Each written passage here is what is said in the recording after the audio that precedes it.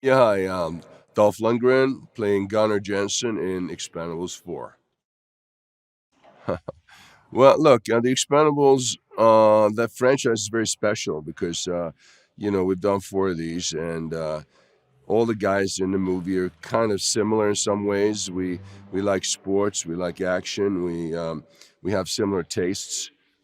So the cast is very closely knit, so to speak.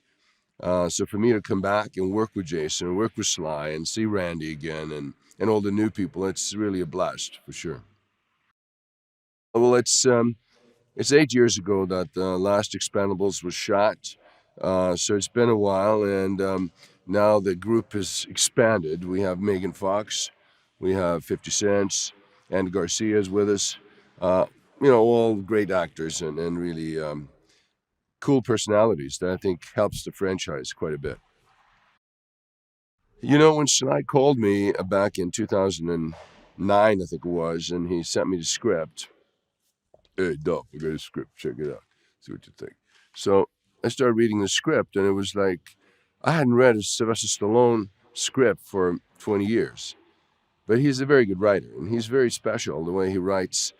It's a very cynical, dark, but entertaining, and in this case, very violent world that didn't really exist in the late, say, 2009, 2010. Everything was going visual effects, and there were no real, big guys kicking butt anymore. There was no real fights or very few like shootouts with using blanks and, real weapons. So I think it kind of struck a nerve, especially with the young kids who maybe their parents are watching action movies in the 80s and 90s, but now they had something they could watch. And I think the way it was cast was very clever by Stallone because he had people who were kind of from that era, a little bit over the hill. I hadn't been on this big screen for 15 years or something like that when he hired me for Expendables 4. Sorry. I hadn't been on the big screen for 15 years when he hired me for Expendables for the first one. And then he had Jet Li. It was like, had been established, Statham was kind of new then. But then he had Randy Couture and Terry Crews and Mickey Rourke himself. So I think, and Bruce Willis was in it, Arnold was in it. So I think that, there's something unique about this franchise that, I think is continuing with this picture, and it has to do with kind of love of good old fashioned action movies. Great. They should close the door. Funny. You're from Sweden. My mum's from Sweden. Oh, really? Oh, I've got a wow. Swedish passport. I don't look Swedish. No, where's she from? She was born in Stockholm. Stockholm. Oh, And her great. brother, he's called Kjell Ehammer. He lives. He used to work for the Strand Hotel on Oh, yeah, yeah, Manhattan. Strand Hotel. I So know. you might have met him. He's Yeah. called Kjell Ehammer, and show What you. was she doing there? He was the managing Your director. dad? No, My uncle. your uncle. Yeah, I'll show you a photo later. Strand Hotel. Yeah, I've stayed there a few times. It's this Grand Hotel, Strand Hotel, in the same area down there, and right by the water. Exactly.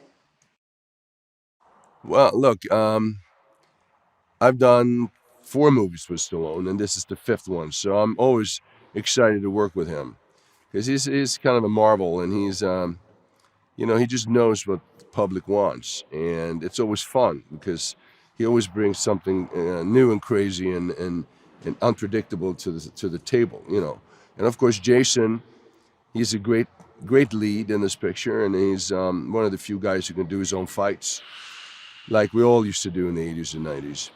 And we all still do, but he's a great guy to meet up with again.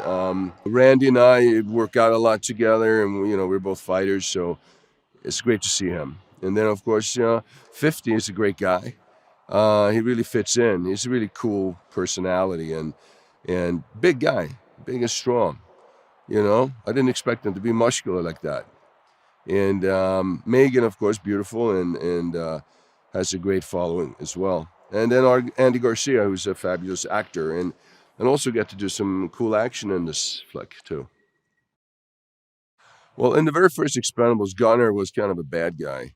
He was like the traitor who, in the original script, was killed. And on his deathbed, he kind of helped Stallone catch the real bad guys, but then he died.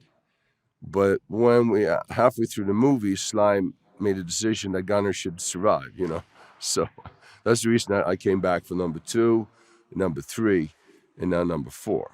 So each picture there's usually something a bit comedic with Gunner.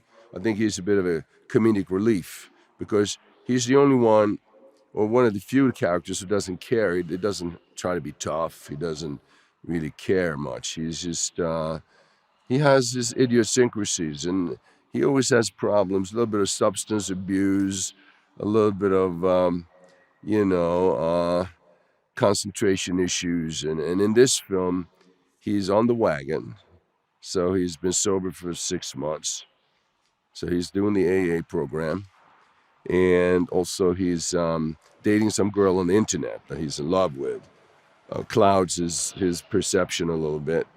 Also, age is caught up with him, so he's wearing glasses, and he's got a bifocal scope on his sniper rifle. But things don't work out that well initially for him. So, those things put together is kind of fun to play with as an actor, and it gives me somewhere to go. Like in each scene, I can always, try to massage it so that it's a bit entertaining for the audience, and that they can follow the guy and follow the arc of the character, and catch the payoffs on all of these different weaknesses and obstacles that he has, to accomplish his goal. Well, I like to add that, it's a real pleasure to work with Millennium, to work with Ivy Lerner, Sly Stallone, Jason Statham, Randy Couture, the rest of them, the whole gang. And it's just, this franchise is just amazing. It's just, there's something really special about it. I feel that way, and I think the audience will feel the same way when they see this picture. Hi, this is Dolph Lundgren. I'm in Greece shooting Expendables 4, and it's going really well. It's going to be an ass-kicking movie as usual, and a lot of surprises, a lot of entertainment for all the viewers of this picture.